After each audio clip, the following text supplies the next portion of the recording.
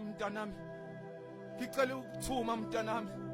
Mntanami ngicela uyongicishelela umlilo baswekulela ziki intutha khona yizikahle esifubeni sami yangilimaza. Kanti lesifuba ngisafuna ukuthwala ngaso inhlabathi ngeinsuku zokugcina. Bathi mntanami namazikeni ngisawaqonda siyanggokwanda. Ngathi kanti wena mama uzazi izibongi zinomusa kanjani. Phela ezinye seziyakwazi ukuphemba amaziko ngenhloso yokuzwela amakati ukuthi angahlupheki mayisefuna indawo yokulala. Bathi umama yazwakhuluma indaba mntanami nami ngike ngibone. Abanye sebezenza abalobi bembhalo yokuphila egameni lenu bengathunywanga. Ngathi kanti wena mama ungakhathazeki inkondlo yabazi abanikazi bayo. Labo khuluma ngabo basendleleni abahleli bavakashile embhalweni. Bathi umama kulungileke mntanami asingahlali kakhulu lapha sidlule ngicela ukukuthuma mntanami. Mntanami ngicela ungibhalele inkondlo ngomuntu wesifazane lo nokuphula izinhliziyo zabantu abamthandayo. Ubenze mabekhala izinyembezi zabo zwele phansi bese uziphendula udaka. Ngifuna ukumbona ebishakula impilo yakhe yonke ngiyakucela mntanami. Ebese ungiboleka ukhewa ukuvula ngifuna ukubona ingaphakathi lakho ngiyasola.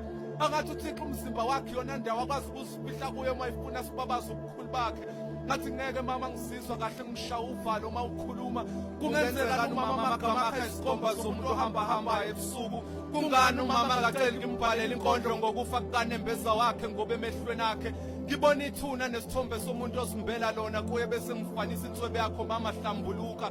Ithi inkondlo ibona isandla sakho phezu kwethuna lomyeni wakho. Kanti nasemasontweni adlule mama kade ngiloba inkondlo ngezinyembezi zomuntu okhubazekile ethene ezulwini zobusuku. Uphuphe java yikati elimnyama libethe umbala wesikhumba semvu. Uyasikhumbula leso wafika kuyo usigqokile mntazana udlisa ushevu lona wambulala uhlangothi. Ngathi wo mntanami makancane uthi ayizukunibulalisa nje lendlela yena okuhamba nikhuluma amaqinisa nganikhokheli. Ngiyakucela mntanami ngicela uthathe nali ikhulu lokubona utshela inkondlo ingifihlele amahlazo ami sengiyasaba manje soziveze ngokuthi nginesandla ekufeni kwekusasa lakho.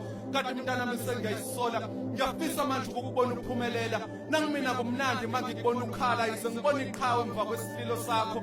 Wathi thula mntanami ngiyakucela musukukhala wena uyinkondlo emnandi yalotshwela ngene emhlabeni waseDandi.